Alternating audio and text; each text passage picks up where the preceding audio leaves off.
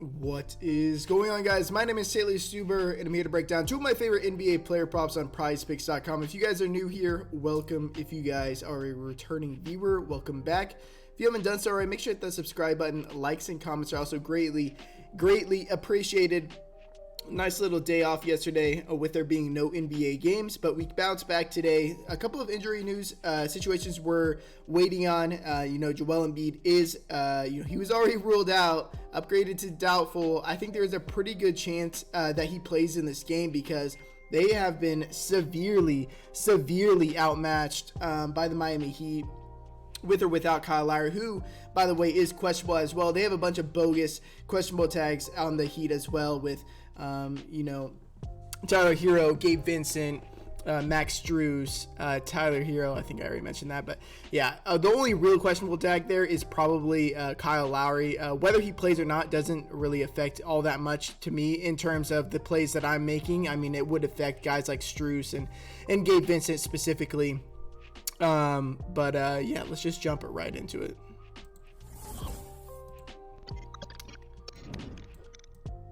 So my favorite play on the day is going to be DeAndre Ayton over 17 points. Now, we played him last time. We played him the first time as well through the first two games.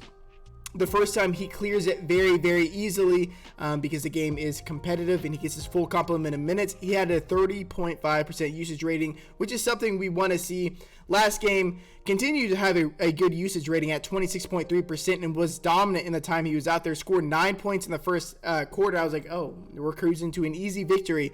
But no, he ended up getting into foul trouble, which is very uncommon for DeAndre Ayton. And then the game ended up blowing out. So he just really never stood a chance out there to hit his prop. But it was nice to see that he was dominant yet again in those minutes against Dwight Powell, and which is really the only problem he's ever going to have. But Dwight Powell is only going to be playing like 15 minutes at most in these games. After the game, Jason Kidd is constantly saying how they want to play small, and when they end these games, it's Dorian Finney-Smith at the 5.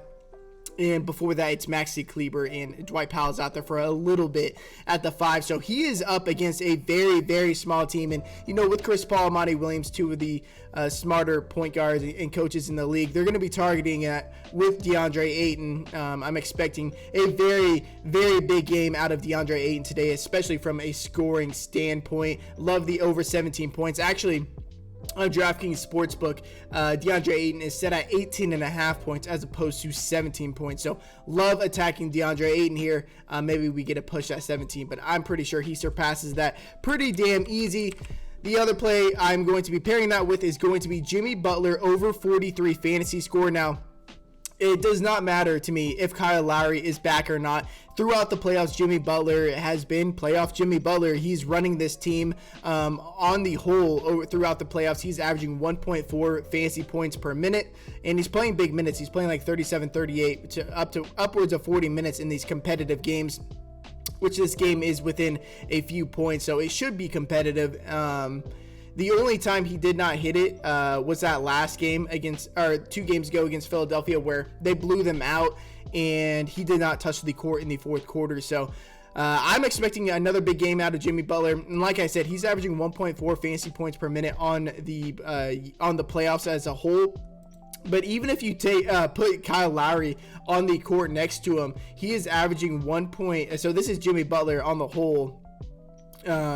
Throughout the playoffs, if you actually put Kyle Lowry on the court, because he has played like 80 minutes in the playoffs, 88 minutes, Jimmy Butler in those minutes is averaging 1.62 fantasy points per minute. So he gets a very good matchup with or without Jimmy Butler, or without Joel Embiid being out there on the opposite side of the court. Obviously, it's a bit better for Embiid to be out there for the sake of the game being competitive, but if Joel Embiid's out again, I mean, the defense is going to be absolutely abysmal. So yeah, just the official pick, taking over 43 fantasy score for Jimmy Butler, pairing that with DeAndre Ayton over 17 points. Appreciate you guys being here. Best of luck tonight, and until next time, peace.